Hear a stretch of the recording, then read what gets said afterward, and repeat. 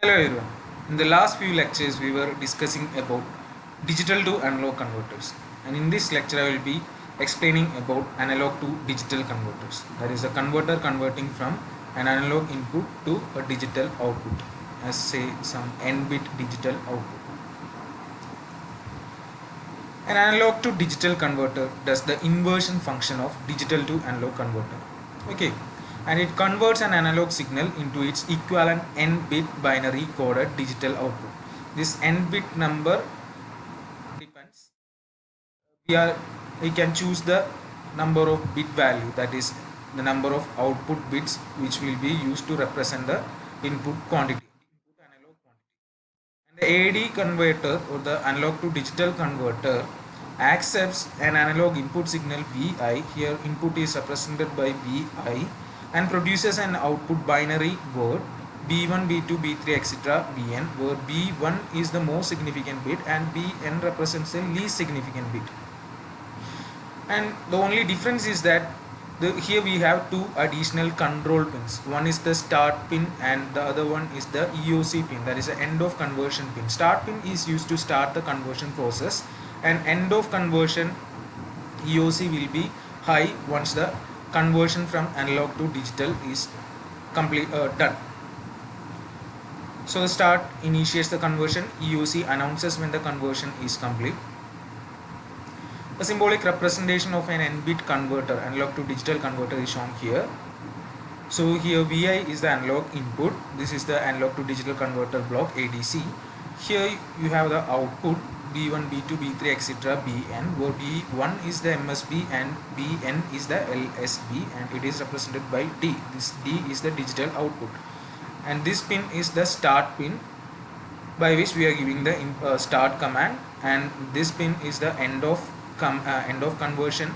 Once the conversion process from analog to digital is over, this pin will be high or the output will be high, and here we will be using some reference, voltage reference for the process of analog to digital conversion. Okay, analog to digital converter can be classified in different ways. Some of the classifications are given. First type is program type at ADC and non-programmed ADC. The second type is open loop and closed loop. The one which works on a closed loop, that is having feedback. The other one without feedback, that is open loop ADC. And capacitor charging type ADC and discrete voltage comparison type ADC. Then finally direct type ADC and integrating type ADC. So here we will be discussing only few types of specific types of AD converters, and in this lecture I will be discussing about flash type AD converter or flash type analog to digital converter. And in this it is also called a simultaneous type ADC, flash or simultaneous type ADC. And in this we will be comparing an unknown analog input voltage with a set of reference voltages. So here we will be having an analog input value or analog input signal. We have to obtain the corresponding or equivalent output digital parameter or digital quantity in terms of say n number of bits. So in this method, that is in simultaneous type or flash type converter, we will be comparing the input analog signal with some set of reference values which is set using a voltage divider circuit, and this comparison is performed using comparators. So we require 2 raised to n minus 1 number of comparators if we are having n bits at the output, that is that digital output is represented using n bits, then we will require 2 raised to n minus 1 number of comparators. That is the main disadvantage of this flash type analog to digital converter, which I will discuss later. So for a 2-bit output you will require 2 raised to 2 minus 1, that means 3 comparators, and for a 3-bit case we will require 2 raised to 3 minus 1, 7, and for a 4-bit case you will require 2 raised to 4 minus 1, that is 15 comparators. And once the number of bit keeps on increasing, the total number of comparators required also increases. So that is the main disadvantage of this type of converter.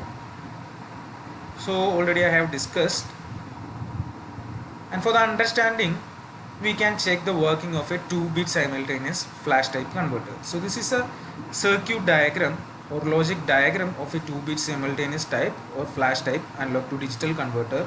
here we have the input Vi, analog input. We have to convert it into an output in B1, B2. Okay, so this one V represents the reference value or the source voltage, and this V we are dividing it into different levels using a potential divider. Okay, so I'm connecting 4 resistors in series, and at this end you are grounded. Okay, so the total voltage is V, and these resistance values are also same, that is R.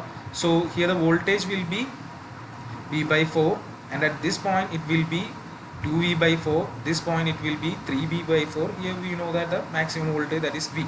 So we are making divisions of 1 by 4 V. So ഇവിടെ നമ്മൾ വോൾട്ടേജിനെ 4 ആയിട്ട് divide ചെയ്ത് വെച്ചു. V by 4, 2V by 4, 3V by 4. ഈ 3 വോൾട്ടേജുകളാണ് നമ്മൾ കമ്പാരിസന് വേണ്ടിയിട്ട് എടുക്കുന്നത്. സോ ഇവിടെ നമുക്ക് 3 കമ്പറേറ്റേഴ്സ് ഉണ്ട്, ഓപ്പ് ആംപ് കമ്പറേറ്റേഴ്സ് ആണുള്ളത്, C1, C2, C3. സോ ഇതിൽ എല്ലാറ്റിലും നെഗറ്റീവ് ടെർമിനലാണ് ഈ സെറ്റ് ചെയ്തിട്ടുള്ള വോൾട്ടേജുകൾ. അതായത് ഇൻവേർട്ടിംഗ് ടെർമിനലിൽ നമ്മൾ ഈ റെഫറൻസ് വോൾട്ടേജുകൾ കൊടുത്തു വെച്ചു. പിന്നെ ബാക്കി എല്ലാറ്റിനെയും പോസിറ്റീവ് ടെർമിനൽ, അതായത് നോൺ ഇൻവേർട്ടിംഗ് ടെർമിനലിലേക്ക് we are connecting the analog input signal VI. So all the non-inverting inputs of all comparators are connected to the analog input, and the inverting terminals are connected with the set reference voltage levels. So ഇനി ഇവിടെ എന്താ സംഭവിക്കുന്നത് വെച്ച് കഴിഞ്ഞാൽ, ഇപ്പോൾ നമുക്കിപ്പോൾ assume ചെയ്യുകയാണെങ്കിൽ ഇപ്പോൾ ഇതൊരു 5 വോൾട്ട് ആയിരുന്നു V എന്നെങ്കിൽ, V is equal to 5 ആയിരുന്നെങ്കിൽ അതിനനുസരിച്ച് ഇത് വരിക 1.25 volt, 2.5 volt, and this will be 3.75 volt. Okay, so ഇവിടെ വരുന്ന ഒരു അനലോഗ് ഇൻപുട്ടിൻ്റെ range we are assuming it to be between 0 and 5. So ആ 0 and 5ൻ്റെ ഇടയിൽ വരുന്ന ഒരു അനലോഗ് ഇൻപുട്ടിനെ 0 to 5 റേഞ്ചിൽ വരുന്ന അനലോഗ് ഇൻപുട്ടിനെ നമ്മൾ എന്തായിട്ട് മാറ്റണം, ഒരു ഡിജിറ്റൽ കോഡായിട്ട് മാറ്റുകയാണ് ചെയ്യുന്നത്. B1, B2 എന്നുള്ള ഡിജിറ്റൽ കോഡായിട്ട് കൺവേർട്ട് ചെയ്യണം. ഓക്കെ, സോ ഇതാണ് നമുക്ക് വേണ്ടത്. സോ ഇതിന് വേണ്ടിയിട്ട് ഇവിടെ നമുക്ക് 2 ബിറ്റ് ആകുമ്പോൾ 2 എന്നുള്ള രീതിയിൽ നമുക്ക് എന്ത് എടുക്കാം, 4 ലെവൽസ് അല്ലെങ്കിൽ 4 റേഞ്ചസ് ആണ് ഇവിടെ പോസിബിൾ ആയിട്ട്. 4 റേഞ്ചിൻ്റെ ഉള്ളിൽ വന്നു കഴിഞ്ഞാൽ, അതായത് മൊത്തം 0 to 5നെ നമുക്ക് 4 റേഞ്ചായിട്ട് ഡിവൈഡ് ചെയ്യാം എന്നുള്ളതാണ് ഇവിടെ ചെയ്യുന്നത്. ആ 4 റേഞ്ച് ആക്കാൻ വേണ്ടിയിട്ട് നമുക്ക് എന്ത് ഉപയോഗിക്കണം, 4 resistors. We will require 4 resistor for dividing this voltage in to 4 ranges. ഇപ്പോൾ 3 ബിറ്റ് ആണെങ്കിൽ we will require 8 resistors, so that we can divide it into 8 sections or 8 ranges. So അതാണ് വ്യത്യാസം വരുന്നത്. ഇവിടെ നമ്മൾ 4 റെസിസ്റ്റൻസ് ഉപയോഗിച്ചു, 4 ലെവലുകളാക്കി, V by 4, 2V by 4, 3V by 4 V. ഇപ്പോൾ 8 ആയിരുന്നെങ്കിൽ 3 ബിറ്റ് ആയിരുന്നെങ്കിൽ എന്ത് വരും, V by 8, 2V by 8, 3V by 8 ആ ഓർഡറിൽ പോകും. സോ ഇവിടുത്തെ റേഞ്ചുകൾ എന്ന് പറഞ്ഞു കഴിഞ്ഞാൽ, ഇപ്പോൾ നമ്മളൊരു 5 വോൾട്ടാണ് എടുത്തിട്ടില്ലെങ്കിൽ ഫസ്റ്റത്തെ റേഞ്ച് വരിക 0 to 1.25 ആണ് വരിക. കാരണം 5 divided by 4 എന്ന് പറഞ്ഞാൽ 1.25. നെക്സ്റ്റ് 1.25 to എന്ത് വരും, 2.5 വരും. അങ്ങനെ അടുത്ത റേഞ്ച് 2.5 to 3.75. Next 3.75 to 5. അതാണ് വരിക 4 റേഞ്ച്. സോ ഓരോ റേഞ്ചിൻ്റെ ഉള്ളിൽ വന്നാൽ നമുക്കൊരു കറസ്പോണ്ടിങ് റെപ്രസെൻറ്റേഷൻ ഡിജിറ്റൽ, സേ 0 ഇതിൻ്റെ ഉള്ളിൽ വന്നു കഴിഞ്ഞാൽ 0 1 1 0 and 1 1. ഇതാണ് ഇവിടെ ചെയ്യാൻ പോകുന്നത്. സോ ഇതിന് വേണ്ടിയിട്ട് വരുന്ന അനലോഗിനെ ജസ്റ്റ് കമ്പയർ ചെയ്യാണ് ചെയ്യുന്നത്. സോ ഓരോ പോസിറ്റീവ് ടെർമിനലിലേക്ക് നോൺ ഇൻവേർട്ടിംഗ് ടെർമിനലിലേക്ക് അനലോഗ് കണക്ട് ചെയ്തിരിക്കും. അപ്പോൾ ഇവിടെ എന്താ സംഭവിക്കുക കഴിഞ്ഞാൽ കമ്പറേറ്ററാണ്. നമുക്കറിയാം ഏത് ടെർമിനലിലാണോ ഹൈ ആവുന്നത് അതിനനുസരിച്ച് ഔട്ട്പുട്ട് വരും. ഇപ്പോൾ പ്ലസ് ആണ് ഹൈ എങ്കിൽ വോൾട്ടേജ് അറ്റ് പോസിറ്റീവ് ടെർമിനലാണ് greater than voltage at negative terminal എങ്കിൽ നമുക്കറിയാം എന്താ, പ്ലസ് വി സാറ്റ്, അതായത് പ്ലസ് വി സാറ്റ് ആണ് വരിക, or that can be represented by 1. Okay, നേരെ തിരിച്ചാണെങ്കിൽ ഇത് ലെസ് ആണെങ്കിൽ എന്താണ് വരിക, മൈനസ് വി സാറ്റ് ആണ് വരിക. മൈനസ് വി സാറ്റ് എന്ന് പറയുന്നത് 0. അപ്പോൾ അതാണ് ഇവിടെ ശ്രദ്ധിക്കേണ്ട കാര്യമില്ല, മൈനസ് വി സാറ്റ് എന്ന് പറഞ്ഞാൽ 0. സോ ഇതാണ് വരുന്നത്. ഇവിടെ നമ്മളിപ്പോൾ അസ്യൂം ചെയ്യാന്ന് വിചാരിക്കുക, ഒരു 0.5 വോൾട്ട് ആണ് കമ്മിങ് നമുക്ക് വരുന്ന അനലോഗ് ഇൻപുട്ട് എങ്കിൽ എന്ത് സംഭവിക്കും, here you will have 0.5, 0.5, 0.5. So ഈ കമ്പറേറ്ററിൽ ഈ വാല്യൂ 1.25 ആണ്. V by 4 എന്ന് പറഞ്ഞു കഴിഞ്ഞാൽ 1.25 ആണ്. ഇവിടെ 2.5 ആണ്. ഇവിടെ 3.75 ആണ് ഉണ്ടായിരിക്കുക. സോ എല്ലാ കേസിലും എന്താ നെഗറ്റീവ് ടെർമിനലത്തെ ഇൻവേർട്ടിംഗ് ടെർമിനലത്തെ വാല്യൂ ആണ് ഹൈ. സോ എല്ലാം ഔട്ട്പുട്ട് എന്തായിരിക്കും മൈനസ് വി സാറ്റ് ആയിരിക്കും. That means all the output will be 0 0 and 0. So correspondingly ഈ കേസിൽ ഇതിൻ്റെ ഔട്ട്പുട്ട് എന്തായിരിക്കും, രണ്ടാൻ്റെ ഇൻപുട്ട് 0 ആകുമ്പോൾ ഔട്ട്പുട്ട് എന്തായിരിക്കും 0 ആയിരിക്കും വരിക. സോ ഈ കേസിൽ എന്തായിരിക്കും ഇവിടെ വന്ന് നിൽക്കുന്നത് എന്താണ് 0 ആണ്. ഇത് 0 0 എന്നതിൻ്റെ ഔട്ട്പുട്ട് എന്താണ് വരിക, എക്സ് നോർ ഗേറ്റ് ആണ്, ഔട്ട്പുട്ട് 1 വരും. സോ 0 1 0 എന്ന് പറഞ്ഞു കഴിഞ്ഞാൽ ഔട്ട്പുട്ട് എന്താ വരിക 0. സോ ഇതിൻ്റെ രണ്ടിൻ്റെയും കൂടി എടുത്തു കഴിഞ്ഞാൽ നമുക്ക് ഔട്ട്പുട്ട് എന്ത് കിട്ടും 0 0 കിട്ടും. ഇപ്പോൾ നമ്മൾ ഓൾറെഡി പറഞ്ഞതാണ് 0 to 1.25 ഇടയിൽ വന്നാൽ അതിനൊക്കെ എന്തായിട്ടാണ് 0 ആയിട്ട് റെപ്രസെൻറ്റ് ചെയ്യുന്നത്. 0.5 ഇതിൻ്റെ ഇടയിലാണ്. സോ ഔട്ട്പുട്ട് എന്ത് കാണിക്കും 0 0 എന്നുള്ള ഇത് കിട്ടും. സോ അതിലത്തെ ഒരു കാര്യം കൂടി ശ്രദ്ധിക്കേണ്ടത്, ഈ റേഞ്ച് വലിയ റേഞ്ചിൻ്റെ ഇടയിൽ കുറേ 0 to 1.525 ഇടയിൽ വന്നു കഴിഞ്ഞാലും 0 0 എന്നാണ് കാണിക്കുക. അപ്പോൾ നമുക്ക് എക്സാക്ട് എന്താണെന്നുള്ള റീപ്രൊഡക്ഷൻ എളുപ്പമല്ല.